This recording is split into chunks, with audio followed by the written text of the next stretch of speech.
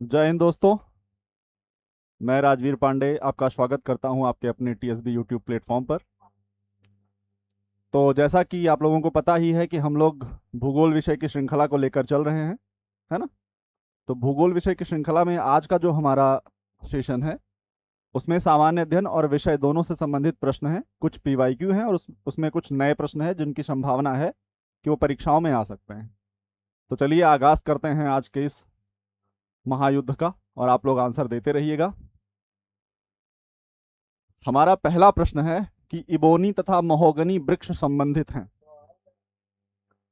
हमारा पहला प्रश्न क्या है भाई कि गुड इवनिंग नीलम जी। हमारा पहला जो प्रश्न है उसमें है कि इबोनी तथा महोगनी, इबोनी तथा महोगनी संबंधित है कोणधारी वनों से, पतझड़ वनों से, मानसून वनों से या ऐनवर्ती सदाबहार वनों से।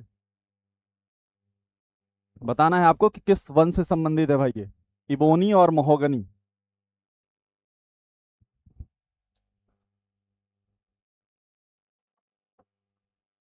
वनों को डिसाइड करने वाले फैक्टर्स कौन कौन से हैं?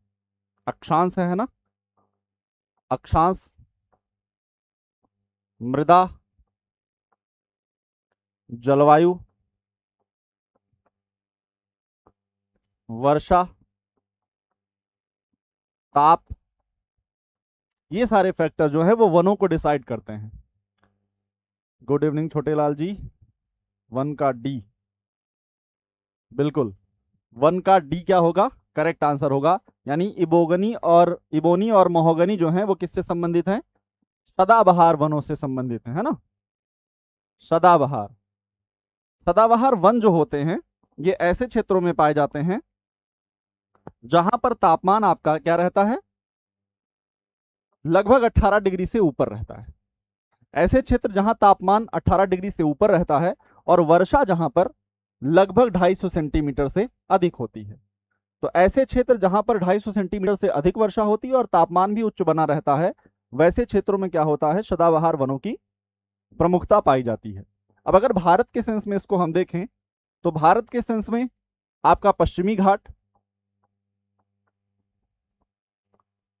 और आपका अंडमान निकोबार, आपके छत्तीसगढ़ के क्षेत्र में कुछ, और आपके कुछ पूर्वोत्तर के क्षेत्र जो हैं वहां पर सदाबहार वन पाए जाते हैं। क्लियर है? तो जहां पर क्या होगा? वर्षा अधिक होगी और वर्षा के साथ साथ तापमान अधिक होगा, वो क्षेत्र क्या होंगे? सदाबहार वनों के लिए संबंधित होंगे। और इन्हीं सदाबहार वनों में आपको पता होगा कि जैव विविधता भी अच्छी खासी मात्रा में पाई जाती है। तो चलिए अगले प्रश्न पर चलते हैं। हमारा अगला प्रश्न है कि भूमध्य रेखीय जीवों में अधिकतम जैविक विविधता मिलती है। कह रहा है कि भूमध्य रेखीय जीवों में अधिकतम जैविक विविधता मिलती है ना। और दूसरा कथन है, कारण इसका जो है कि भूमध्य रेखीय प्रदेशों में बहुत उपजाऊ कटिबंधीय मिट्टियां मिलती हैं। ठीक है, क्या कह रहा है भाई? कह रहा है कि भूमध्य रेखीय वनों में जैव विविधता जो है वो अधिकतम मिलती है। दूसरा ये कह रहा है कि जो भूमध्य रेखीय क्षेत्र होते हैं वहां उष्णकटिबंधीय मिट्टियां मिलती हैं जो कि बहुत उपजाऊ होती हैं। और आपको बताना है, ये कथन कारण का प्रश्न है, आपको बताना है कि ये इसमें क्या सही होगा। चलिए बताइए भाई।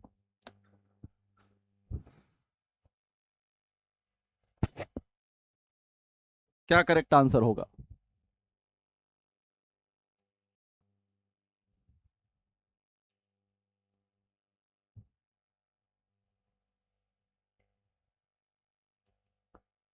बताइए छोटे लाल जी।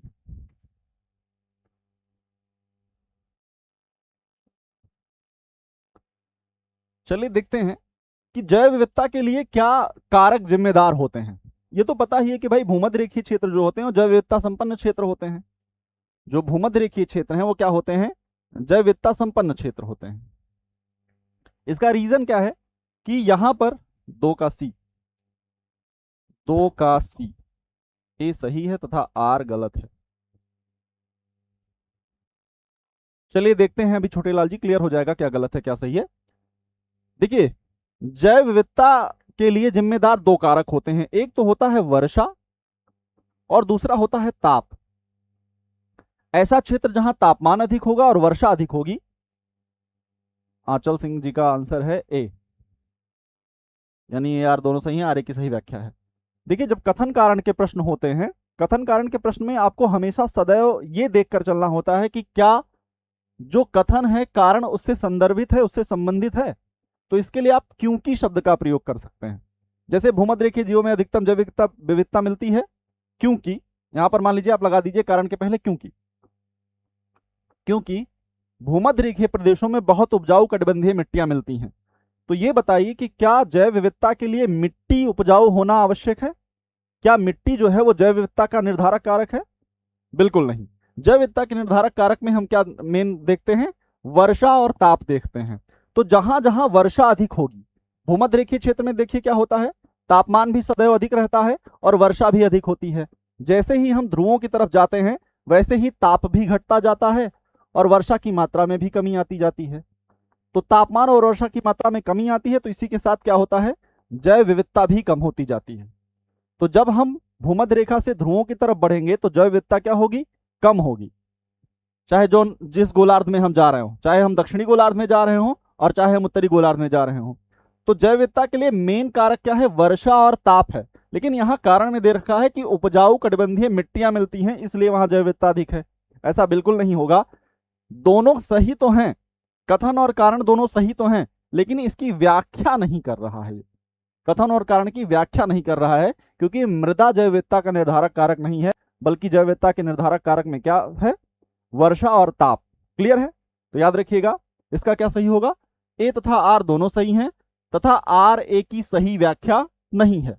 अगर होता कि भूमध्य रेखीय क्षेत्रों में वर्षा और ताप अधिक पाए जाते हैं तब ये इसकी व्याख्या भी कर लेता। क्लियर है? चलिए अगले प्रश्न पर चलते हैं। हमारा अगला प्रश्न है कि भूगर्भ के संबंध में निम्न कथनों का अध्ययन करना है आपको। धरातल से भूगर्भ की ओर तापमान औसत प्रति 32 मीटर पर 1 डिग्री बढ़ता है। यह कह रहा है, पृथ्वी की आंतरिक संरचना से संबंधित प्रश्न है। ये कह रहा है कि जब हम पृथ्वी में 32 मीटर अंदर जाते हैं तो तापमान में क्या होती है, 1 डिग्री की बढ़ोतरी होती है। पहला कथन ये कह रहा है। दूसरा कथन कह रहा है कि पृथ्वी की ऊपरी परत में सिलिका और एल्युमिनियम बाहुल्य है। बिल्कुल। भूक्रोड का घनत्व जो है वो 10 से 12 ग्राम प्रति घन सेंटीमीटर है।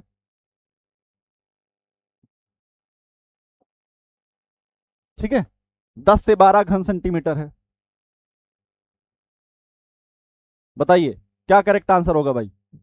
नीलम जी 3 का बी, 3 का बी। भूगर्भ में भूकंपीय तरंगे समान वेग से चलती हैं। 4 आपके हैं।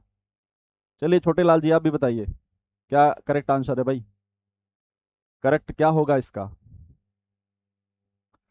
ये बहुत सिंपल सवाल है। थोड़ा बड़ा दिखने का कारण ये नहीं है कि बड़ा दिखेगा तो ज्यादा कठिन हो जाएगा। सवाल सिंपल है, चलिए इसको समझते हैं। देखिए, हमको ये पता है कि जैसे ही हम पृथ्वी में अंदर जाते हैं, मान लीजिए क्रस्ट है, ये मेंटल है, क्रस्ट, मेंटल और कोर। जैसे ही हम पृथ्वी में अंदर जाते हैं तो अंदर जाने पर बिल्कुल 32 मीटर पर 1 डिग्री सेल्सियस तापमान बढ़ जाता है। यानी पहला कथन क्या हो जाएगा, सही हो जाएगा। क्लियर है? आंचल जी ये सब्जेक्ट और सब्जेक्ट के मेजरली सब्जेक्ट को ध्यान में रखकर चला जा रहा है, लेकिन इससे इसके जो कुछ प्रश्न ऐसे हैं जो कि सामान्य अध्ययन के दृष्टिकोण से भी इंपॉर्टेंट होंगे। ठीक है, तो जो सामान्य प्रश्न हैं वो सामान्य अध्ययन के लिए भी होंगे और जो थोड़े से जटिल प्रश्न हैं, सैद्धांतिक प्रश्न है, वो आपके विषय के लिए हो जाएंगे। क्लियर है? आपको स्वतः अंदाजा लग जाएगा कि कौन से प्रश्न किस आधार पे आएंगे। जैसे ये विषय से संबंधित प्रश्न हो जाएगा और इससे थोड़ा सा सरल प्रश्न होगा, जैसे महोगनी वाला जो था वो आपके सामान्य अध्ययन में भी आ सकता है और आपके विषय में भी आ सकता है। क्लियर है? चलिए, तो ये कह रहा है पहला कथन कि धरातल से भूगर्भ की ओर तापमान जो है वह 32 मीटर पर डिग्री बढ़ता है। क्लियर है? पृथ्वी की ऊपरी परत में सिलिका और एल्युमिनियम, तो आपको पता ही कि क्रस्ट में सिलिका और एल्युमिनियम पाया जाता है, यानी सियाल पाया जाता है ना, तो ये भी सही हो जाएगा भाई। आपका ऑप्शन 2 भी सही हो जाएगा। तीसरा कह रहा है कि भूक्रोड का घनत्व 10 से 12 है। बिल्कुल, जैसे ही आप नीचे जाएंगे, जैसे ही आप पृथ्वी में क्रस्ट से कोर की तरफ बढ़ेंगे वैसे ही ताप भी बढ़ेगा, दाब भी बढ़ेगा और घनत्व भी बढ़ेगा। ताप, दाब और घनत्व में वृद्धि होगी। जब घनत्व में वृद्धि होगी तो जो भूकंपीय तरंगे हैं उनका वेग क्या हो जाएगा, ठोस में ज्यादा तीव्र चलती हैं, ज्यादा तेज चलती हैं। तो इस क्रम में क्या होगा कि ठोस जैसे नीचे घनत्व बढ़ता जाएगा वैसे ही भूकंपीय तरंगों की गति भी बढ़ती जाएगी। तो भूगर्भ में जो है घनत्व 10 से 12 पाया जाता है, ठीक है, लगभग 5.5 पाया जाता है पृथ्वी का वैसे औसतन। तो ये नीचे जाने पर घनत्व बढ़ता जाता है, तो क्रोड की बात कर रहा है तो 10 से 12 पाया जाएगा। भूकंपीय तरंगे समान वेग से चलती हैं, अभी हमने इस पर डिस्कस किया कि भूकंपीय तरंगे समान वेग से नहीं चलती, वो क्रस्ट में कुछ और गति है, उसके बाद मेंटल में पहुंचते ही उनकी गति और तीव्र हो जाती है, और जैसे ही वो कोर में पहुंचती हैं घनत्व बढ़ने के कारण उनकी गति और तीव्र हो जाती है, ठीक है। तो आपका चौथा जो है वो गलत हो जाएगा, बाकी 1 2 3 आपका क्या हो जाएगा, करेक्ट हो जाएगा। तो आप लोगों ने बी आंसर दिया था, बी बिल्कुल करेक्ट होगा। क्लियर है? चलिए अगले प्रश्न पर चलते हैं। हमारा अगला प्रश्न है कि निम्नलिखित व्यवसायों में से कौन अर्थव्यवस्था के प्राथमिक क्रियाकलाप से संबंधित है। इसमें पूछ रहा है कि अर्थव्यवस्था के प्राथमिक क्रियाकलाप से संबंधित क्या है। पशुचारण, बैंक में कार्य करना, परिवहन और निर्माण। तो अर्थव्यवस्था में 3 कारक होते हैं ना, प्राथमिक, द्वितीयक और तृतीयक, 3 क्षेत्र होते हैं। प्राथमिक क्षेत्र में क्या होता है, कृषि संबंधित गतिविधियां होती हैं। द्वितीयक में क्या होता है, विनिर्माण संबंधी गतिविधियां होती हैं। और तृतीय क्षेत्र में क्या होता है, तृतीय क्षेत्र में, टर्सरी सेक्टर में क्या होता है, टर्सरी सेक्टर आपका सेवा क्षेत्र होता है। छोटेलाल जी 4 का ए, बिल्कुल 4 का ए करेक्ट होगा। पशुचारण जो है, क्योंकि प्राथमिक क्षेत्र किससे संबंधित होता है, कृषि और उससे संबद्ध गतिविधियों से संबंधित होता है, ठीक है, कृषि व संबद्ध गतिविधियां।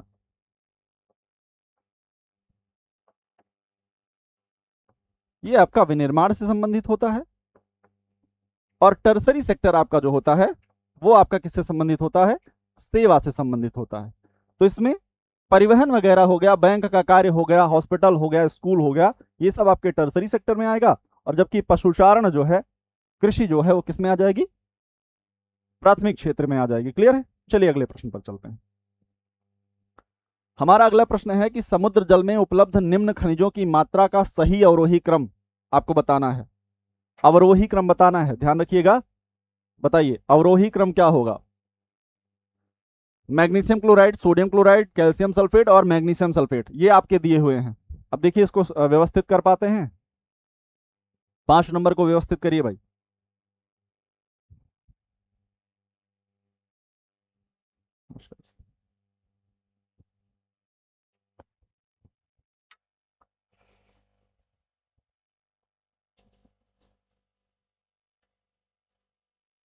आंसर आप क्वेश्चन लिख कर दीजिएगा, क्वेश्चन सहित आंसर करिएगा। किस प्रश्न का आंसर कर रहे हैं ये लिखते हुए तब आंसर करिएगा।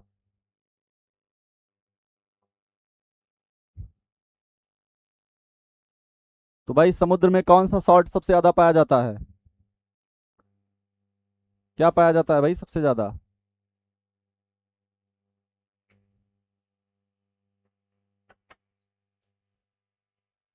बोलिए। नहीं समझ आ रहा, सबसे ज्यादा पाया जाता है NaCl, सोडियम क्लोराइड, है ना। तो NaCl कहां है भाई, ऑप्शन बी। ऑप्शन बी को देखिए कहां कहां पर है, ए कट जाएगा और सी कट जाएगा, बी और डी में से कोई एक हो सकता है। अब सोडियम के बाद आपको पता है कि क्या होता है, मैग्नीशियम होता है दूसरे नंबर पर।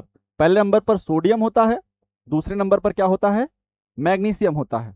तो देखिए पहला बी और ए, बी ए आपको कहां मिल रहा है, ऑप्शन डी में मिल रहा है। तो जाहिर सी बात है आपका क्या करेक्ट हो जाएगा, ऑप्शन डी करेक्ट आंसर हो जाएगा। ठीक है, 5 का डी, बिल्कुल छोटेलाल जी 5 का डी करेक्ट आंसर हो जाएगा। क्लियर है? क्योंकि क्या होगा उसके बाद, बी ए सी और डी, यानी मैग्नीशियम सल्फेट तीसरे नंबर पर आपका आ जाएगा और चौथे नंबर पर आपका आ जाएगा कैल्शियम सल्फेट। क्लियर है? तो ये आपके कुछ क्रम हो जाएंगे, सबसे ज्यादा सोडियम, फिर मैग्नीशियम, फिर मैग्नीशियम सल्फेट और फिर कैल्शियम सल्फेट। क्लियर है? अगले प्रश्न पर आते हैं। हमारा अगला प्रश्न है कि पालतू पशु मानव शक्ति के संपूरक के रूप में सर्वाधिक योगदान देते हैं। जो हमारे पालतू पशु होते हैं, जो कृषि संबंध गतिविधियों में होते हैं हमारे साथ, वो किस में सर्वाधिक योगदान देते हैं, विस्तृत कृषि में, गहन कृषि में, बागानी कृषि में, या निर्वाह कृषि में? किसमें होते हैं भाई? निर्वाह कृषि में, विस्तृत कृषि में, गहन कृषि में, या बागानी कृषि में? पालतू पशु जो होते हैं मानव शक्ति के संपूरक के रूप में किसमें सबसे ज्यादा योगदान देते हैं?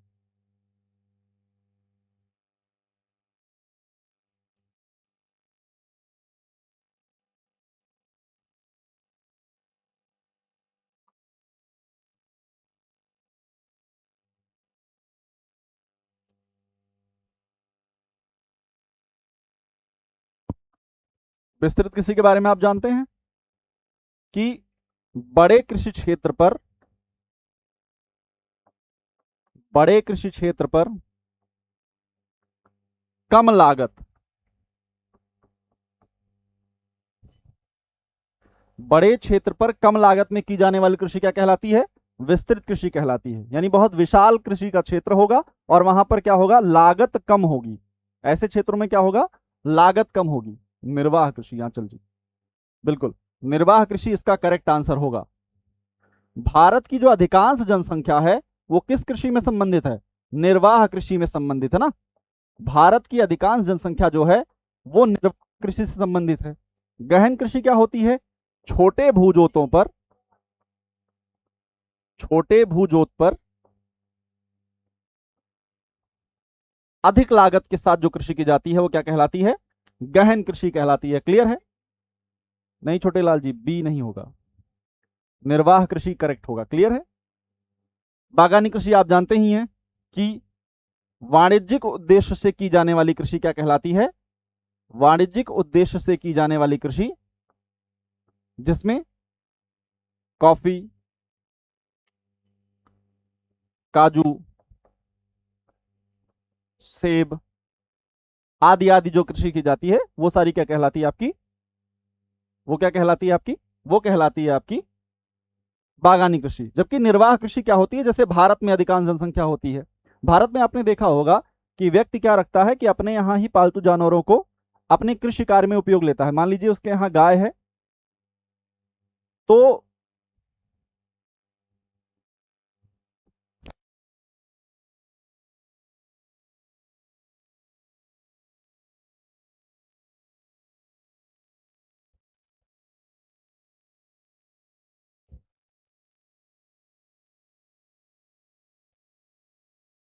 चल रहा है।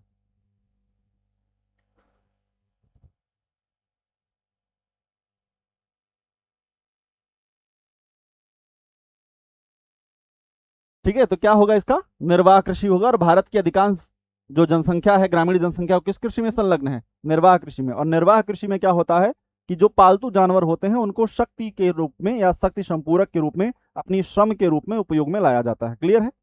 चलिए चलते हैं अगले प्रश्न पर। हमारा अगला प्रश्न है कि शीतोष्ण कटिबंधीय चक्रवातों की उत्पत्ति, शीतोष्ण कटिबंधीय चक्रवातों की उत्पत्ति से संबंधित ध्रुवीय वाताग्र सिद्धांत प्रस्तुत किया था। ध्रुवीय वाताग्र बताइए, वाताग्र संबंधित सिद्धांत किसने प्रस्तुत किया था? लैम्पर्ट ने, जर्कनीज ने, टिवार्था ने, या डॉना ने? किस व्यक्ति द्वारा शीतोष्ण कटिबंधीय चक्रवातों की उत्पत्ति से संबंधित ध्रुवीय वाताग्र सिद्धांत का प्रतिपादन किया गया था? बताइएगा। ध्रुवीय वाताग्र, वाताग्र आप लोग जानते ही होंगे क्या है। वाताग्र किसे कहते हैं पता है?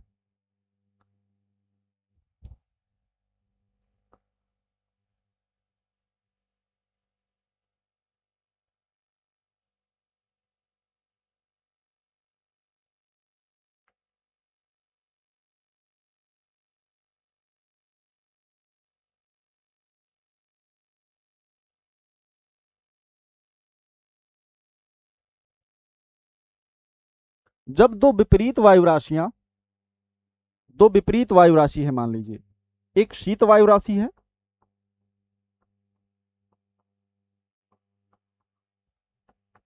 और एक गर्म वायु राशि है, तो इन दोनों के मिलने से जो इनका संक्रमण क्षेत्र होता है वो क्या बनाता है? वाताग्र बनाता है ना? क्या बनाता है? वाताग्र बनाता है। और इस सिद्धांत को किस व्यक्ति द्वारा प्रतिपादित किया गया था, यही आपको उत्तर में बताना है। और ये जो वाताग्र है ये शीतोष्णकटिबंधीय चक्रवातों की उत्पत्ति का क्रम भी जाहिर करता है। इसमें 6 अवस्थाएं होती हैं ना। वाताग्र का जन्म होता है और धीरे धीरे प्रक्रियाओं से गुजरते हुए वाताग्र समाप्त हो जाता है और शीतोष्णकटिबंधीय चक्रवात जो होते हैं वो समाप्त हो जाते हैं। तो इसके लिए 2 प्रवृत्ति की वायु राशियां, एक गर्म वायु राशि, एक ठंडी वायु राशि जिम्मेदार होती है। चलिए बताइए क्या करेक्ट होगा भाई? ए किसका करेक्ट आंसर है? आंचल जी, ए किसका करेक्ट है? चलिए, तो जरकनीज महोदय क्या हैं? जरकनीज महोदय ने यह सिद्धांत दिया था कि ध्रुवीय वाताग्र जो है वो शीतोष्णकटिबंधीय चक्रवातों से संबंधित है। ठीक है, यह सिद्धांत इन्होंने प्रस्तुत किया था। हमारा अगला प्रश्न है कि निम्न संकल्पनाओं में से कौन सा एक जेम्स हटन की संकल्पना है? जेम्स हटन, जेम्स हटन, बताइए जेम्स हटन की संकल्पना कौन सी है इसमें? जलवायु भू आकार की, गतिक संतुलन, पृथ्वी के इतिहास की चक्रीय प्रकृति, या प्लेट विवर्तनिकी? प्लेट विवर्तनिकी तो आप पहले ही काट दोगे, जानते ही हो ना। 7 का बी। चलिए थोड़ा जल्दी जल्दी आंसर करिए भाई, फिर आगे बढ़ा जाए। 7 का बी क्या होगा करेक्ट इसका? जेम्स हटन की संकल्पना निम्न में से कौन सी है? जलवायु भू आकार की है, या गतिक संतुलन है, या पृथ्वी के इतिहास की चक्रीय प्रकृति है, या प्लेट विवर्तनिकी है? 8 का सी, बिल्कुल नीलम जी 8 का सी करेक्ट होगा। जेम्स हटन द्वारा क्या दिया गया था? पृथ्वी के इतिहास की चक्रीय प्रकृति के बारे में इन्होंने सिद्धांत का प्रतिपादन किया था, तो ये बिल्कुल करेक्ट हो जाएगा। चलिए अगले प्रश्न पर चलते हैं। हमारा अगला प्रश्न है कि निम्न में से कौन सी एक समुद्री जलधारा अन्य से भिन्न है? हमारे पास कुछ ओशियन करंट्स दे रखी हैं और पूछ रहा है कि निम्न में से कौन सी अन्य से भिन्न है। बिल्कुल गल्फ स्ट्रीम है, क्यूरोशियो है, उत्तरी अटलांटिक ड्रिफ्ट है और पश्चिमी पवन प्रवाह है। बताइए कौन सी निम्न में से भिन्न है?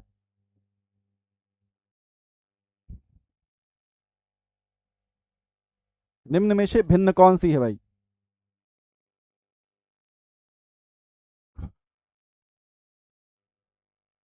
ये अपनी प्रवृत्ति के आधार पर भिन्न है ना, अपनी प्रवृत्ति के आधार पर भिन्न है। ओशियन करंट्स कितने प्रकार की होती हैं? या तो कोल्ड होती हैं और या तो क्या होती हैं? वार्म होती हैं। तो आपको बताना है कि ये इसमें कौन सी भिन्न है अन्य से। 9 का डी, बिल्कुल पश्चिमी पवन प्रवाह क्या है? ये निम्न में से भिन्न है। बाकी गल्फ स्ट्रीम की बात करें तो गल्फ स्ट्रीम कैसी है? कल हमने देखा था स्ट्रीम में एक शब्द छिपा है स्टीम। क्या छिपा है? स्टीम। और स्टीम मतलब क्या होता है? भाप। और भाप को हम किससे जोड़ सकते हैं? गर्म से जोड़ सकते हैं। तो क्या हो जाएगा? ये गर्म हो जाएगी। ऐसे क्यूरोशियो में एक शब्द छुपा है रोष, और रोष मतलब क्या होता है? गुस्सा। और गुस्सा कब होता है? जब हमारा दिमाग गर्म होता है। तो ये जलधाराएं क्या हो जाएंगी? गर्म हो जाएंगी। जबकि पश्चिमी प्रवाह जो है आपका वो क्या हो जाएगा?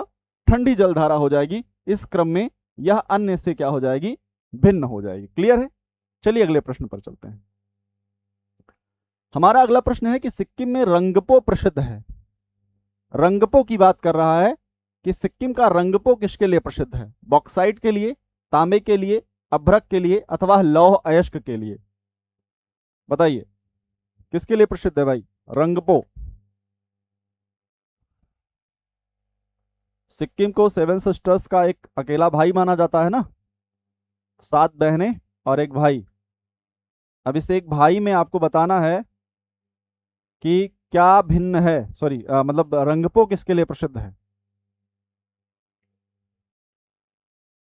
10 का बी, तांबा। बिल्कुल नीलम जी, रंगपो किसके लिए प्रसिद्ध है भाई? कॉपर के लिए प्रसिद्ध है। रंगपो किसके लिए प्रसिद्ध है? कॉपर के लिए। ऐसे ही कॉपर के लिए भारत में झुंझुनू जिले की कौन सी खान? खेतड़ी। राजस्थान की खेतड़ी भी कॉपर के लिए प्रसिद्ध है ना। कॉपर के लिए राजस्थान की खेतड़ी भी प्रसिद्ध है। अगर विश्व स्तर की बात करें तो विश्व स्तर पर आपको पता होगा चुक्विक माटा, चुक्विक माटा, चुक्विक माटा खान के बारे में सुना है? बताइए, चलिए कमेंट में बताइए चुक्विकमाटा कहां पर है? चुक्विकमाटा कहां पर है और ये किसके लिए प्रसिद्ध है? कॉपर के लिए तो प्रसिद्ध है ना, पर ये किस देश में है, किस कंट्री में है?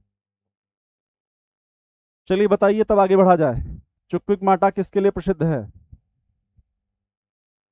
बिल्कुल आंचल, नीलम जी, बी करेक्ट होगा, तांबे के लिए प्रसिद्ध है। और भारत में सर्वाधिक प्रसिद्ध तांबे के लिए कौन सा है? खेतड़ी है, जो सैंधव काल से भी यहाँ यहाँ पर तांबे का उत्पादन हो रहा है, राजस्थान का। गुड इवनिंग प्रतिमा जी, 10 प्रश्न निकल गए हैं, आप लेट आई हैं। चलिए बताइए कि सिक्किम का रंगपो जो है वो तांबे के लिए प्रसिद्ध है। हमने प्रश्न किया है कि चुक्विकमाटा किस देश में है और या किसके लिए प्रसिद्ध है, तो प्रसिद्ध तो आपको पता है, बिल्कुल चिली में है। चिली, लैटिन अमेरिकी देश हमारा जो है चिली, राजधानी क्या है चिली की? सैंटियागो। यहीं पर स्थित चिक्विकमाटा किसके लिए प्रसिद्ध है? कॉपर के लिए प्रसिद्ध है। ऐसे ही एक और खान है जिसका नाम है ची हुआ हुआ। ची हुआ हुआ, बताइए ची हुआ हुआ किसके लिए प्रसिद्ध है? गुड इवनिंग प्रतिमा जी, बताइए ची हुआ हुआ किसके लिए प्रसिद्ध है और किस देश में है ये? किस देश में है ची हुआ हुआ और किसके लिए प्रसिद्ध है?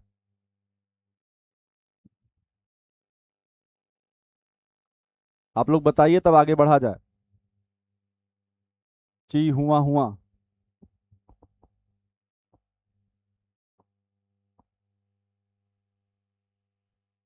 ची हुआ हुआ किसके लिए प्रसिद्ध है भाई?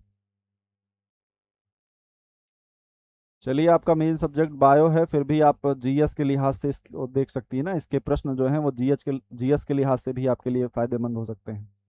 ची हुआ हुआ यूएसए में नहीं है भाई, यूएसए में नहीं है, बल्कि कहाँ पर है ये मैक्सिको में है।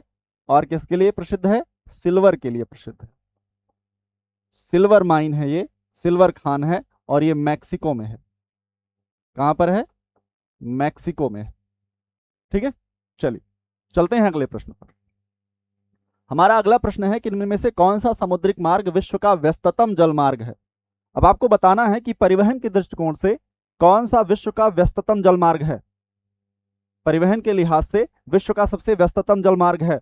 जैसे आपसे पूछा जाता है, एक प्रश्न बनता है बड़ा प्यारा सा, कि कौन सी नहर विश्व की सबसे व्यस्ततम नहर है, तो आप स्वेज नहर बताते हैं।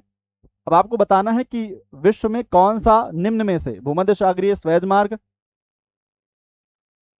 और दक्षिण अमेरिकी मार्ग, उत्तरी अटलांटिक मार्ग, प्रशांत महासागरीय मार्ग, सामुद्रिक मार्ग की बात किया है, तो आपको बताना है कि क्या करेक्ट होगा। 11 का सी।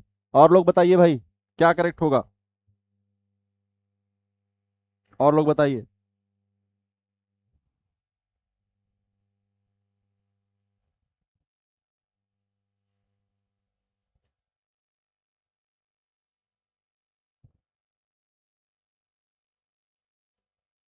स्वेज,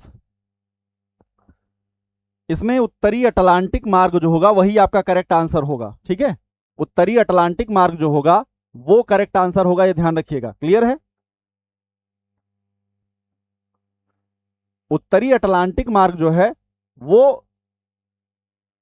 अटलांटिक महासागर का, क्योंकि यूरोप के पास कृषि भूमि कम है, यूरोप की जलवायु ठंडी है और वहां पर कृषि भूमि कम है। कृषि भूमि कम है तो वह अपने कृषि उत्पादों के लिए मेजरली अमेरिका पर निर्भर रहता है। तो इस क्रम में यूरोप और अमेरिका के मध्य जो ट्रेड चलता है वो उत्तरी अटलांटिक महासागर में चलता है, तो यह विश्व का सबसे व्यस्ततम क्षेत्र बन जाता है आपके। बिल्कुल, यह विश्व का सबसे व्यस्ततम क्षेत्र बन जाता है परिवहन के लिहाज से, इसीलिए यह विश्व का सबसे व्यस्ततम मार्ग कहलाता है। क्लियर है? यह विश्व का सबसे व्यस्ततम जल मार्ग कहलाता है। ठीक है, चलिए अगले प्रश्न पर चलते हैं। हमारा अगला प्रश्न है, निम्नलिखित में से कौन सा उद्योग विकास उद्योग कहा जाता है? विकास उद्योग, बताइए कौन सा उद्योग ऐसा है जिसे विकास उद्योग के नाम से जाना जाता है?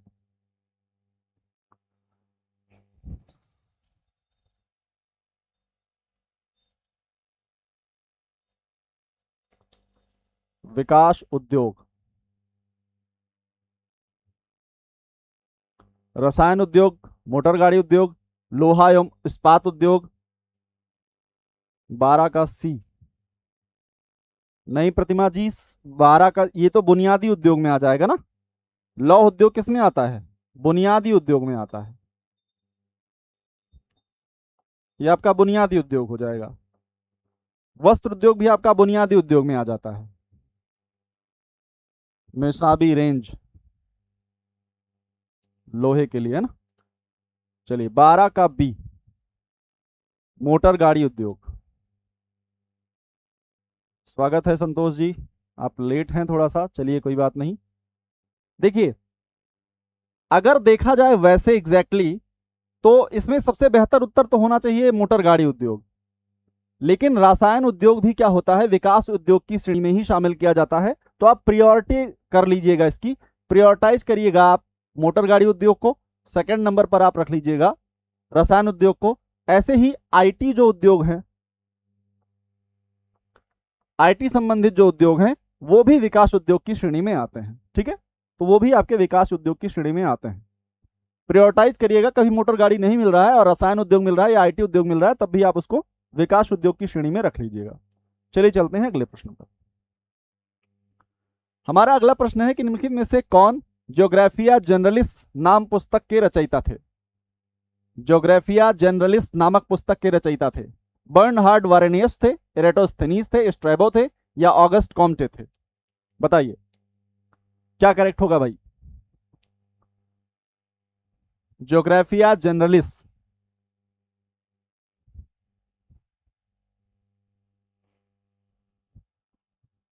Bernhard Varenius, Eratosthenes, Strabo, Auguste Comte.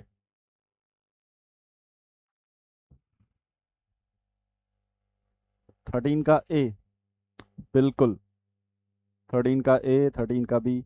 नहीं नीलम जी, 13 का बी नहीं होगा, 13 का ए होगा। बर्नहार्ड वारेनियस है ना, बर्नहार्ड वारेनियस जो थे वो ज्योग्राफिया जनरलिस किताब उन्होंने लिख रखी थी, और यह जो है सैद्धांतिक भूगोल से संबंधित किताब है। ठीक है, इसमें सैद्धांतिक भूगोल को 28 वर्ष जीवन काल। चलिए अगले प्रश्न पर चलते हैं। हमारा अगला प्रश्न क्या है? किसे भूगोल का जनक माना जाता है? बड़ा सिंपल सा प्रश्न है, किसे भूगोल का जनक माना जाता है? अब भूगोल वाले ये तो भाई बहुत अच्छे से बता लेंगे कि किसे भूगोल का जनक माना जाता है ना, एकदम सिंपल सा सवाल, किसे भूगोल का जनक माना जाता है?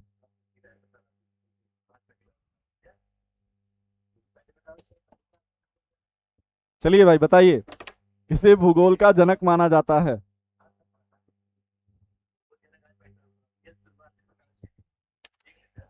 हाँ 14 का क्या आ रहा है भाई? ए आ रहा है, इरेटोस्थनीज। अच्छा यहां पर हिकैटियस होता तो क्या उत्तर करते? यहां अगर हिकैटियस महोदय भी होते तो क्या उत्तर होता?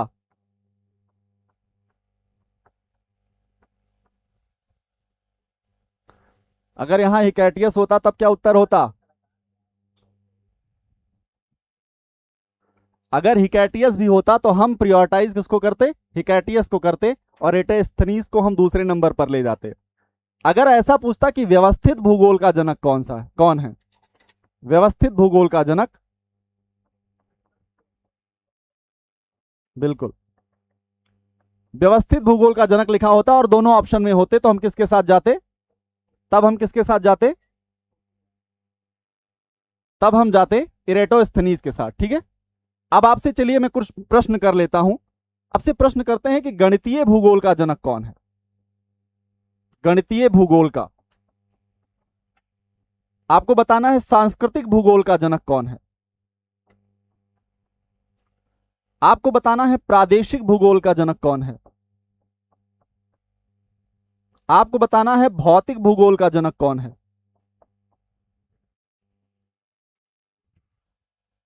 चलिए बताइए क्या करेक्ट होगा भाई? गणितीय भूगोल, थेल्स, केवल थेल्स नहीं होंगे ना, थेल्स और अनेक्सिमेंडर भी होंगे। हेल्स और एनेक्सिमेंडर होंगे ना। सांस्कृतिक भूगोल के कौन होंगे? कार्लो सावर होंगे।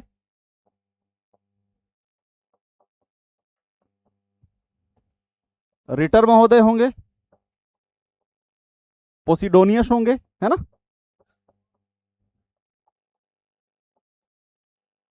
तो ऐसे कुछ प्रश्न पूछे जाते हैं। अगर पूछेगा आधुनिक खगोलिकी का जनक कौन है, आधुनिक खगोलिकी का जनक कौन है भाई, तब आपको कॉपरनिकस बताना होगा। ठीक है, क्या बताएंगे आप? कॉपरनिकस बताएंगे। क्लियर है? आधुनिक खगोलिकी का जनक कौन है? कॉपरनिकस है। चलिए अगले प्रश्न पर चलते हैं। प्रादेशिक के रिटर, सौर सांस्कृतिक के, बिल्कुल करेक्ट जा रहे हैं आप लोग। हमारा अगला प्रश्न है कि क्रमबद्ध रूप से विश्व कृषि का प्रादेशिकरण सर्वप्रथम संपादित किया था। 5 आयामों पर किया गया था ना ये, और किसके द्वारा किया गया था? विश्व कृषि का, भौतिक के पोसिडोनियस, बिल्कुल प्रतिमा जी सही है। चलिए अगले प्रश्न पर आइए कि किस विद्वान द्वारा विश्व कृषि का प्रादेशिकरण किया गया था सर्वप्रथम? विट्सली, डी स्टैम्प, ग्रिफिथ टेलर या कार्ल रिटर?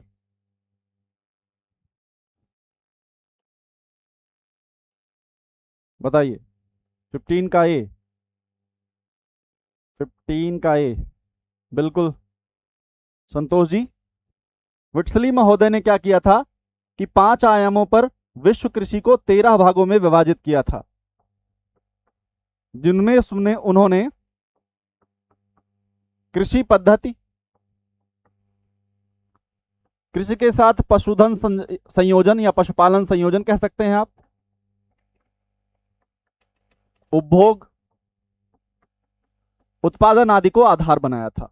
ठीक है, इन चीजों के आधार पर उन्होंने क्या किया था कि जो आपका कृषि जो विश्व है उसको, उसमें कृषि का प्रादेशिकरण किया गया था। ठीक है, चलिए 1936 में, बिल्कुल नीलम जी, 1936 में ऐसा किया गया था। क्लियर। चलिए अगले प्रश्न पर आते हैं। हमारा अगला प्रश्न है कि जापान विश्व का अग्रणी औद्योगिक राष्ट्र बन गया है, क्यों बन गया है भाई जापान विश्व का औद्योगिक अग्रणी राष्ट्र?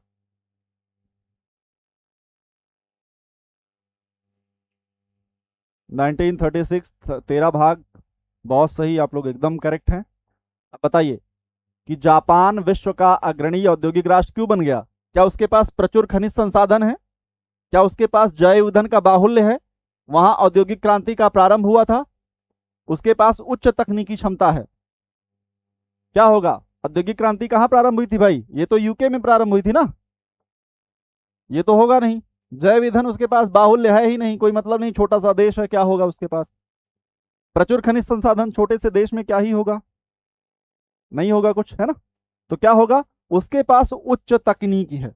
अब सोचिए कि इतने बड़े परमाणु हमले को झेलने के बाद जो देश आज विश्व की प्रमुख अर्थव्यवस्थाओं में खड़ा हो गया है, होकैडो, होन्सू, शिकोकू, क्यूशू, बिल्कुल प्रतिमा जी, होकैडो, होन्सू, शिकोकू, क्यूशू, ये 4 उसके प्रमुख द्वीप हैं, है ना, 4 प्रमुख द्वीप हैं। चलिए, तो जापान के पास उच्च तकनीकी क्षमता है, जिसके कारण वह विश्व में क्या है? अग्रणी औद्योगिक राष्ट्र बनकर उभरा हुआ है। ठीक है, चलिए अगले प्रश्न पर आते हैं। हमारा अगला प्रश्न है कि भारत के कोरोमंडल तट पर सर्वाधिक वर्षा होती है। कोरोमंडल तट सब जानते हैं ना, कोरोमंडल तट क्या है? ये वाला क्षेत्र हमारा जो है वो क्या है? कोरोमंडल तट। इसके ऊपर क्या है? उत्तरी सरकार तट, है ना। इधर आप देखेंगे तो मालाबार तट है, इधर आप देखेंगे तो कन्नड़, कनारी तट, कोंकण तट, काठियावाड़ तट, है ना, काठियावाड़ तट। चलिए किसका डी आंसर करें? 17 का डी, 17 का डी, बिल्कुल। अक्टूबर और नवंबर यानी लौटते हुए मानसून के समय क्या होता है? जब मानसून लौट रहा होता है उस दौरान हमारे यहां, जैसे देखिए हमारे यहाँ जो हवाएं हैं, उत्तरी पूर्वी मानसूनी हवाएं जब हैं, जो भारत से होकर प्रवाहित होती है, लेकिन क्योंकि ये स्थलीय भाग से प्रवाहित होती है तो उसमें जल की कमी होती है। जल की कमी के कारण भारत के संपूर्ण क्षेत्र में तो वर्षा नहीं होती है, लेकिन जब ये हवाएं बंगाल की खाड़ी के ऊपर से प्रवाहित होकर आती हैं तो ये कोरोमंडल तट से टकरा जाती हैं, और कोरोमंडल तट पर टकराने के कारण यहां पर क्या होती है, वर्षा होती है। प्रश्न पूछता है कि भैया आंध्र प्रदेश में क्यों वर्षा नहीं होती, आंध्र प्रदेश में इससे वर्षा क्यों नहीं होती? तो आंध्र प्रदेश में वर्षा इसलिए नहीं होती है क्योंकि आंध्र प्रदेश क्या पड़ जाता है, इन हवाओं के समानांतर पड़ जाता है। क्या पड़ जाता है? समानांतर पड़ जाता है। ठीक ऐसे ही जैसे अरावली जो है वह दक्षिणी पश्चिमी मानसूनी शाखा की अरेबियन करंट जो है उसके समानांतर पड़ जाता है। ठीक है, क्लियर है? तो ये आपका जो है करेक्ट आंसर हो जाएगा अक्टूबर और नवंबर में। बहुत अच्छा आंसर कर रहे हैं आप लोग। चलिए अगले प्रश्न पर चलते हैं। हमारा अगला प्रश्न है कि उद्योग के स्थानीकरण हेतु आइसोडोपेन, आइसोडोपेन का उपसर्ग किसने किया था? आइसोडोपेन पद्धति। ठीक है, आइसोडोपेन क्या है? हमने इसको पहले भी पढ़ रखा है, स्थानीकरण त्रिभुज सिद्धांत है ना, स्थानीकरण त्रिभुज सिद्धांत।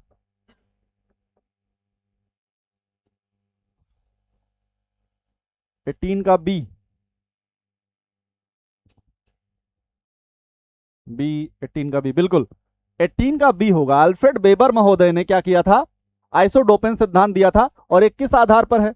हमने इनका एक देखा था स्थानीयकरण त्रिभुज का सिद्धांत ना, जिसमें उन्होंने ये बताया था कि किसी उद्योग की स्थापना के लिए कुछ कारक जिम्मेदार होते हैं, और वो जो कारक हैं उनमें क्या होता है, उनमें कच्चे माल से निकटता, बाजार से निकटता और परिवहन लागत आदि को आधार बनाया जाता है। तो जो आइसोडोपेन है ये क्या होता है कि जो मानचित्र पर परिवहन लागत की समान क्षेत्र होते हैं, जहां पर कच्चे माल से लेकर बिल्कुल न्यूनतम परिवहन लागत को मिलाने वाले जो क्षेत्र होते हैं, जैसे आइसोटोप होता है, आइसोथर्म होता है, वैसे ही न्यूनतम परिवहन लागत को जो मिलाने वाले क्षेत्र होते हैं उन्हीं को हम क्या कहते हैं, आइसोडोपेन कहते हैं। क्लियर है? चलिए तो हम लोग अगले प्रश्न पर चलते हैं। हमारा अगला प्रश्न है कि एक ग्रह की अपने कक्ष में सूर्य से अधिकतम दूरी को कहते हैं। बड़ा सरल सा प्रश्न है भाई, बहुत सिंपल सा प्रश्न है कि एक ग्रह की अपने कक्ष में सूर्य से अधिकतम दूरी क्या कहलाती है? अपोजी कहलाती है, पेरिगी कहलाती है, अपशोर कहलाती है अथवा उपशोर कहलाती है? 19 नंबर का क्या करेक्ट होगा?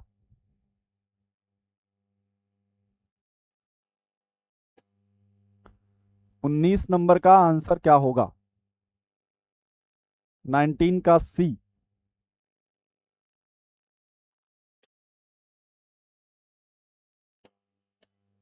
चलिए 19 का सी, बिल्कुल आप लोग धुरंधर हैं भाई, एकदम करेक्ट बता रहे हैं। तो मान लीजिए सूर्य जो है वो दीर्घवृत्ताकार, पृथ्वी जो है वो दीर्घवृत्ताकार कक्षा में परिक्रमा करती है ना, तो मान लीजिए ये हमारा सूर्य है, मान लीजिए हमारा क्या है, सूर्य है, और जब सूर्य से पृथ्वी सबसे नजदीक होती है, पृथ्वी एक ग्रह है, सूर्य एक तारा है, और यही पूछा है कि सूर्य से अधिकतम दूरी, तो जब सबसे नजदीक होती है तो स्थिति क्या कहलाती है? उपसौर कहलाती है। और जब सबसे दूर होती है तो स्थिति क्या कहलाती है? अपसौर कहलाती है। और ये आपका प्रश्न भी पूछा है कि उपसौर और अपसौर क्या है। ठीक है, अपसौर और उपसौर क्या है? ये आपका उपसौर और अपसौर हो गया। 3 जनवरी और 4 जुलाई की बात कर रहे हैं ना। कब होता है भाई? 3 जनवरी को आपकी उपसौर की घटना होती है और 4 जुलाई को क्या होता है? अपसौर होता है। ऐसे यहां पर अपोजी और पेरिगी लिखा हुआ है। पेरिगी मतलब होता है उपभू होता है, उपभू, और क्या होता है? अपभू। इसमें चंद्रमा से संबंधित घटनाएं होती हैं। ये हमारी पृथ्वी है, और जब चंद्रमा पृथ्वी के नजदीक होता है तो स्थिति क्या कहलाती है? पेरिगी कहलाती है। इसको हम उपभू कहते हैं। यानी जब चंद्रमा पृथ्वी के सबसे नजदीक होता है तो स्थिति क्या कहलाती है? उपभू कहलाती है। और जब चंद्रमा सबसे दूर होता है तो क्या कहलाता है? अपोजी या अपभू कहलाती है। ये हमारा मून हो गया, ये हमारी अर्थ हो गई, ये हमारा मून हो गया। नजदीक है तो पेरिगी, उपभू, और दूर है तो क्या होगा? अपभू। ठीक है, क्लियर है। अब एक घटना और आप जानते होंगे, जब उपभू की स्थिति होती है तो इसी समय हमें सुपर मून दिखाई पड़ता है। क्या दिखाई पड़ता है? सुपर मून दिखाई पड़ता है। आपसे भूगोल में एक घटना पूछी जाती है कि सुपर मून किस स्थिति में घटित होता है। क्या है सुपर मून?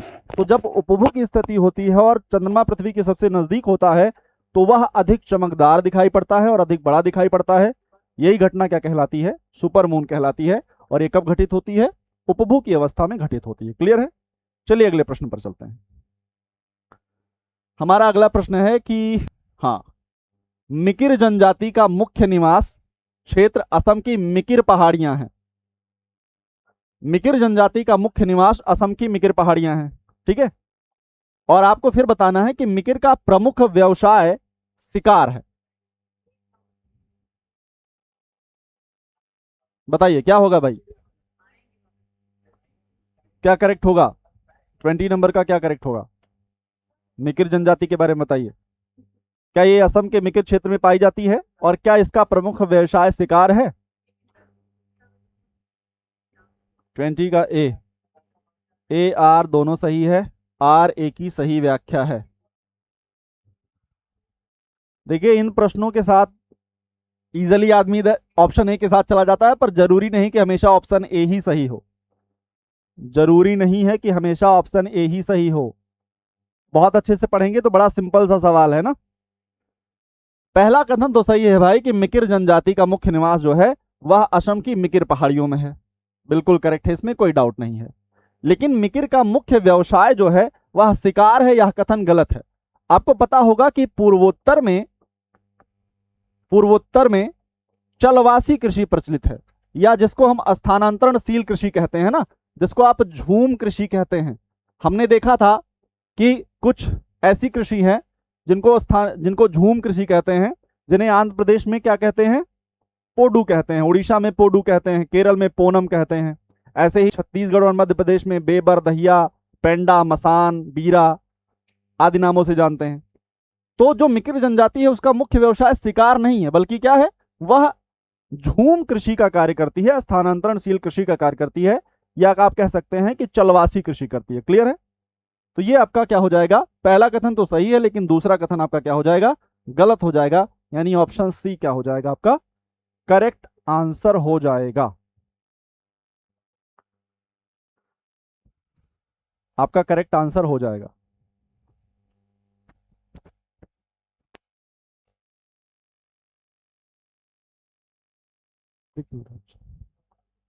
चलिए, तो हमारा अगला प्रश्न क्या है कि कौन सा कुल जनसंख्या एवं कृषित भूमि का अनुपात इंगित करता है? कुल जनसंख्या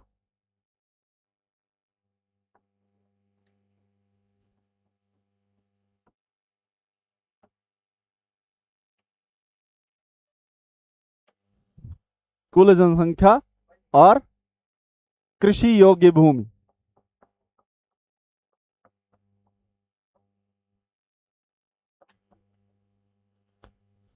क्या होगा भाई? कुल जनसंख्या काटो और जलाओ। बिल्कुल, काटते हैं, जलाते हैं, 2-3 वर्ष कृषि करते हैं, जैसे ही उसकी उर्वरा शक्ति नष्ट होती है छोड़कर अन्यत्र चले जाते हैं और फिर से वही प्रक्रिया अन्यत्र दोहराई जाती है। चलिए, तो हमारा अगला प्रश्न क्या है भाई? 21 का डी। 21 का डी कायिक घनत्व। बिल्कुल, क्या होता है कि कुल जनसंख्या और उसमें कृषि योग्य जो भूमि का अनुपात होता है उसको क्या कहते हैं? कायिक घनत्व कहा जाता है। क्लियर है? कायिक घनत्व। और इस आधार पर यह निकाला जाता है कि कहां पर जनसंख्या और कृषि का अनुपात कैसा चल रहा है। ठीक है, चलिए अगले प्रश्न पर चलते हैं। सिंपल सा प्रश्न था। हाँ, फिजियोलॉजिकल डेंसिटी। बिल्कुल, हमारा अगला प्रश्न है कि निम्नलिखित में से किसका सुमेलन नहीं है? बड़ा सिंपल सा प्रश्न है भाई, बताइए किसका सुमेलन नहीं है? हरित क्रांति कृषि से संबंधित है, खाद्यान्न, श्वेत क्रांति दुग्ध उद्योग, वर्गीज कुरियन का नाम आप जानते होंगे, है ना? वर्गीज कुरियन। आपको पता होना चाहिए कि 1988 से लेकर अब तक भारत दुग्ध उत्पादन में विश्व में प्रथम स्थान पर है और हम टोटल दूध का 25% यानी कुल विश्व के 25% दुग्ध का उत्पादन अकेले करने वाले देश हैं। ठीक है, तो ये कैसे संभव हुआ? ये वर्गीज कुरियन महोदय के माध्यम से संभव हुआ। जब हमारे यहाँ उच्च और उन्नत नस्लों की गायें आई, जैसे हेल्स्टीन फ्रिजियन, साहीवाल, उसमें कुछ सुधार किया गया, और हमारी जो स्वयं की देशी नस्लें थी जैसे गिरी वगैरह, इन सब पर जब सुधार कार्य किया गया तो हमारे यहाँ दुग्ध उत्पादन में क्या हुई? वृद्धि हुई। और 1988 से अब तक भारत विश्व में दुग्ध उत्पादन में अग्रणी राज्य बना हुआ है। कुल विश्व का 25% दूध हम अकेले उत्पादित करते हैं। और अगर बात करें उत्तर प्रदेश की, तो उत्तर प्रदेश आपको पता होगा, उत्तर प्रदेश और राजस्थान के मध्य प्रतिस्पर्धा चलती रहती है, लेकिन उत्तर प्रदेश जो है अभी वर्तमान में उत्तर प्रदेश नंबर 1 पर है ना। चलिए,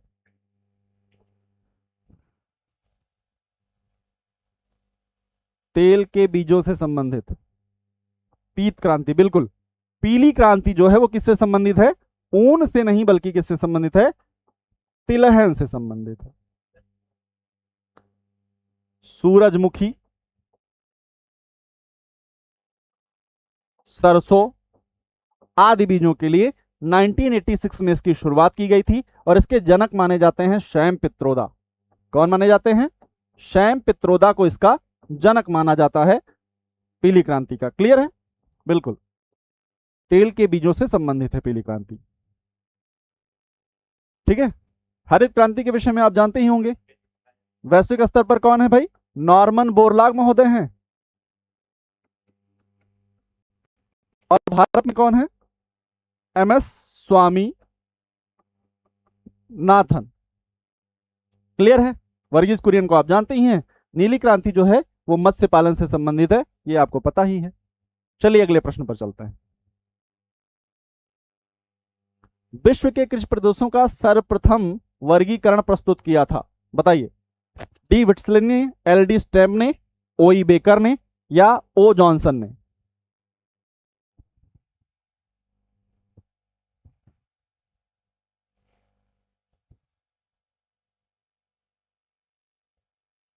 बताइए।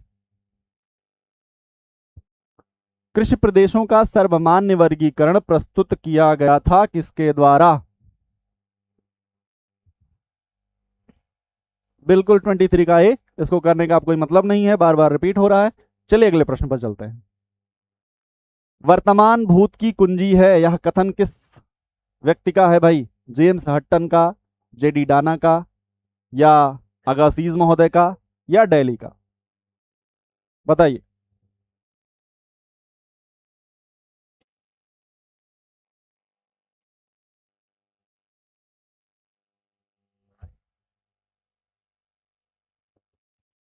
चलिए, वर्तमान भूत की कुंजी है मतलब कि जो वर्तमान में घटनाएं घट रही हैं, वर्तमान में जो पृथ्वी पर दशाएं दिख रही हैं, वो कहीं ना कहीं भूतकाल के बारे में जानकारी प्रदान करती हैं। यह कथन किस व्यक्ति द्वारा दिया गया था भाई? जेम्स हट्टन, डाना, ऑगसीज, या डेली? किसका है ये? 24 का ए आ रहा है। बिल्कुल 24 का ए जेम्स हट्टन होगा। जेम्स हट्टन का प्रसिद्ध कथन है कि वर्तमान भूत की कुंजी है। क्लियर है? चलिए, तो वर्तमान में जो पृथ्वी पर हमारी उच्चावच संबंधी स्थितियां दिखाई पड़ती हैं उनको भूतकाल के हाँ बिल्कुल, एक रूपता का सिद्धांत भी इसको कहते हैं। एक रूपता का सिद्धांत कहलाता। संतोष जी बिल्कुल करेक्ट है। चलिए अगले प्रश्न पर आते हैं। हमारा अगला प्रश्न है कि अराकान एवं पेगु, अराकान योमा एवं पेगु, योमा कहां स्थित है? बताइए। म्यांमार, नेपाल, भूटान और चीन? बड़ा सिंपल सा प्रश्न है भाई। कहां पर है ये? अराकान और पेगु। सिंपल सी बात है। हम लोगों ने देखा है हिमालय जो है उसका पूरब पश्चिम विस्तार जो है वो अगर हम बात करें तो सिंधु रिवर से लेकर और जाता इधर कहां तक है? ब्रह्मपुत्रा तक जाता है। क्लियर है? उसके बाद हिमालय जो है वो दक्षिण की तरफ मुड़ता है। दक्षिण की तरफ इसमें पटकाई ब्रूम मिलती है, इसमें नागा पहाड़ियां मिलती हैं, इसमें लैमाटोल मिलती हैं। इसी पर आप जब शिवालिक वाले क्षेत्र में देख लेंगे तो आपको क्या मिल जाएंगी? डफला, मिरी, अबोर, मिशमी आदि आदि पहाड़ियां है ना। फिर यही आपका दक्षिण में जाता है तो म्यांमार में इसको अराकानयोमा कहते हैं। क्या कहते हैं? अराकानयोमा। और ये फिर नीचे जाके अंडमान निकोबार तक पहुंच जाता है, यानी बंगाल की खाड़ी तक पहुंच जाता है। बंगाल की खाड़ी के कुछ द्वीप जो हैं वो हिमालय के दक्षिणी विस्तार हैं। ठीक है, तो ये आपका क्या हो जाएगा? म्यांमार हो जाएगा।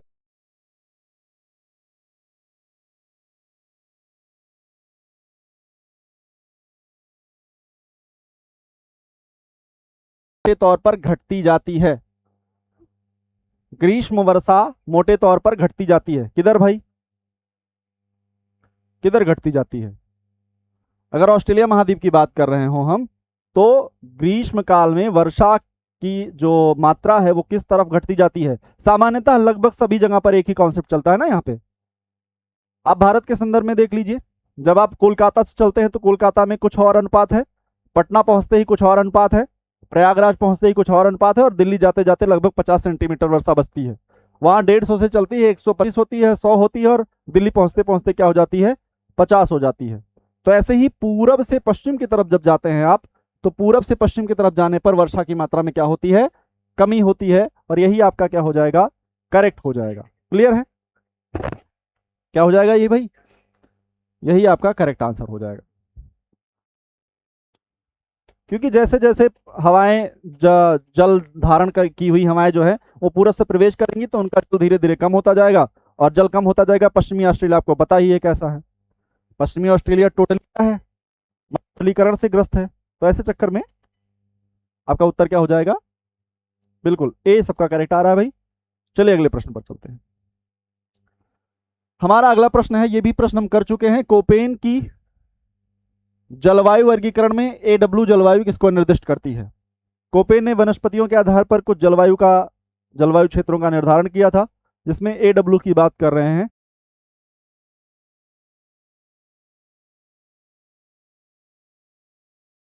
ऐसी ही जलवायु पाई जाती है। बताइए क्या करेक्ट होगा?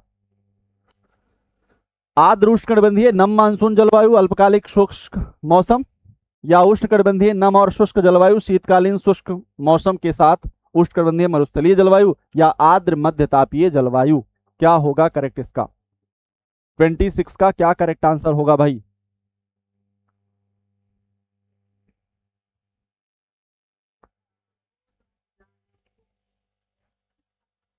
ट्वेंटी सिक्स का क्या होगा? दक्षिण भारत की जलवायु को भी देखेंगे तब भी उसी इसको भी एडब्ल्यू से डिनोट किया गया ना। तो बताइए 27 का सी। नहीं, सी नहीं होगा। सी नहीं होगा संतोष जी, सी नहीं होगा। सी नहीं होगा। सी नहीं भाई, सी कहां जा रहे हैं आप लोग? उष्णकटिबंधीय आर्द्र स्थिति को ये दिखाता है, और शीतकालीन शुष्क जलवायु को कौन दिखाता है? डब्ल्यू दिखाता है। तो क्या हो जाएगा इस हिसाब से? ऑप्शन बी करेक्ट हो जाएगा। ठीक है, शीतकालीन शुष्क होगा और उष्णकटिबंधीय। बिल्कुल नीलम जी, 27 का बी करेक्ट होगा। चलिए अगले अगले प्रश्न पर आते हैं।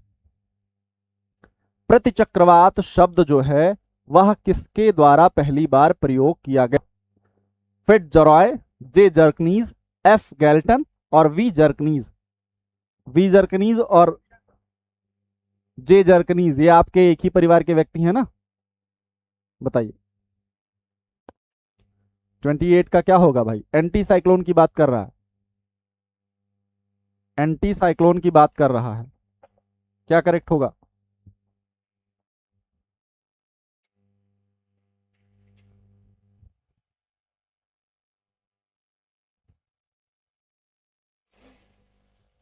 20 बी किसका? किसका बता रहे हैं आप लोग? बी, बी किसका बता रहे हैं आप लोग? प्रश्न के साथ आंसर करिए तो ज्यादा सही रहेगा।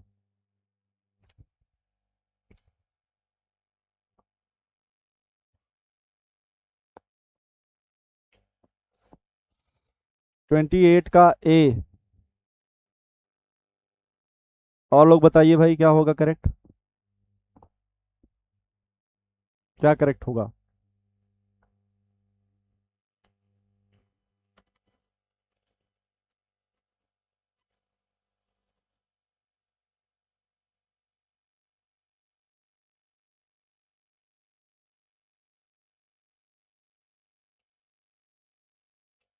क्या होगा भाई, बोलिए। 28 का ए संतोष जी, और अन्य लोगों का कुछ नहीं आ रहा है, क्या है भाई इस पे? प्रतिचक्रवात, चक्रवात की विपरीत स्थिति होती है। एफ गैल्टन महोदय द्वारा यह सिद्धांत दिया गया था। सबसे पहले एंटी साइक्लोन शब्द जो है वह किसके द्वारा दिया गया था? एफ गैल्टन के द्वारा दिया गया था। कंफ्यूज मत होइए इसमें, ठीक है। चलिए अगले प्रश्न के साथ चलते हैं। हमारा अगला प्रश्न है कि निम्नलिखित कथनों पर विचार करना है। आपको कुछ हवाएं दे रखी हैं, मिस्ट्रल और सिराको। मिस्ट्रल और सिराको दो, मिस्ट्रल और सिराको दो हवाएं दे रखी हैं और आपको बताना है कि क्या सही है। मिस्ट्रल उत्तरी अमेरिका में बहने वाली एक शीत पवन है। शिराको उत्तरी अफ्रीका के तट पर बहने वाली एक उष्ण शुष्क पवन है। उपयुक्त में से कौन सा कथन आपका सही होगा?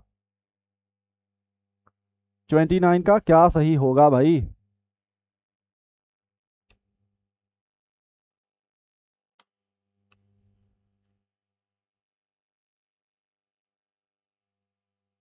ट्वेंटी नाइन का क्या सही होगा? प्रतिमा जी 29 का ये किसका आंसर है? प्रश्न के साथ लिखेंगे तो ज्यादा सही रहेगा। प्रश्न के साथ बताएंगे तो ज्यादा सही रहेगा।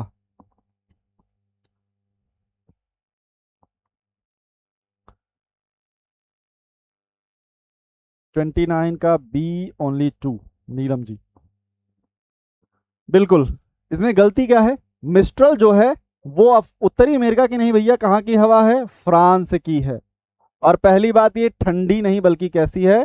शुष्क पवन है, गर्म हवा है। कैसी है? गर्म हवा है। और ये कहाँ बहती है?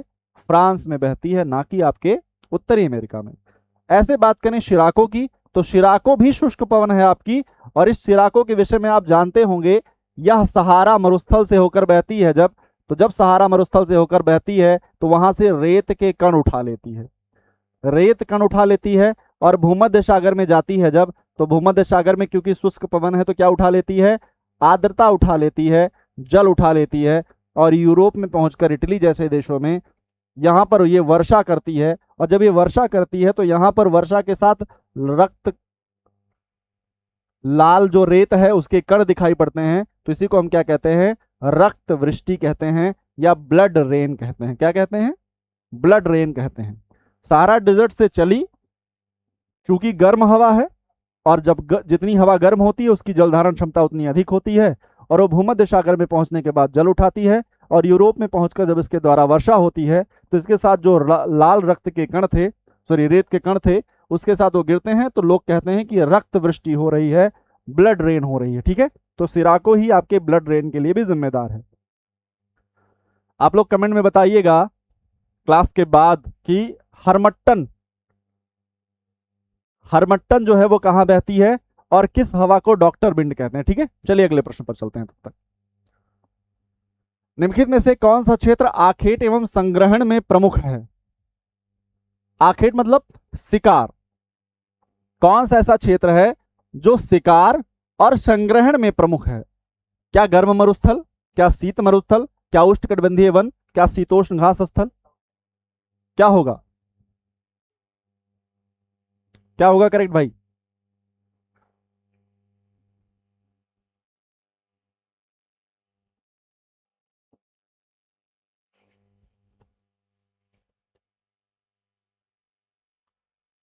क्या करेक्ट होगा?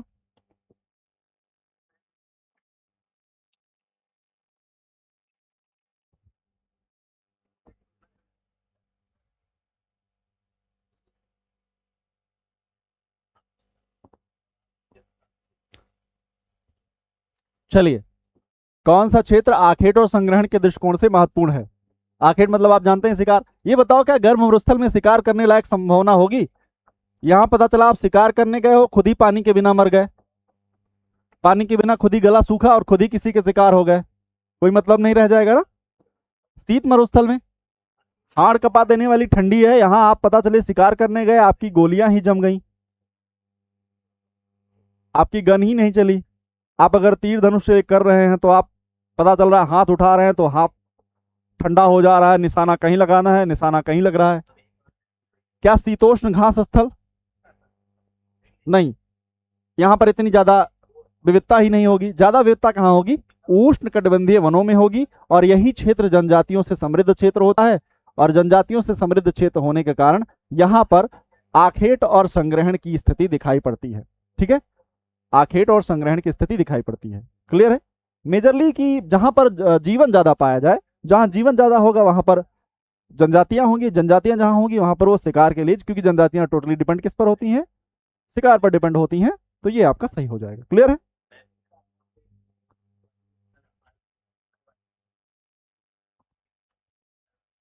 ठीक है, चलिए 30 का सी, उष्णकटिबंधीय वर्षावन। बिल्कुल।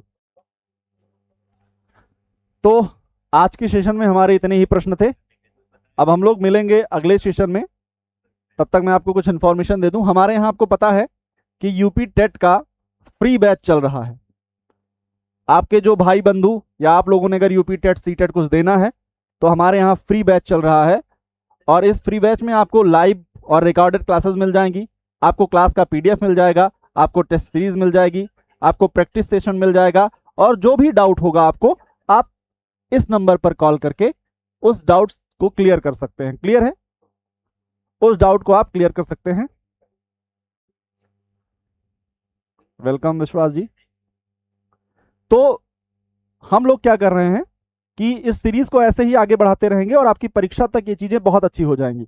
फिर जैसे ही थोड़ा सा और सेशन आगे बढ़ेगा तो हम उसमें विषय के बाकायदा, बिल्कुल,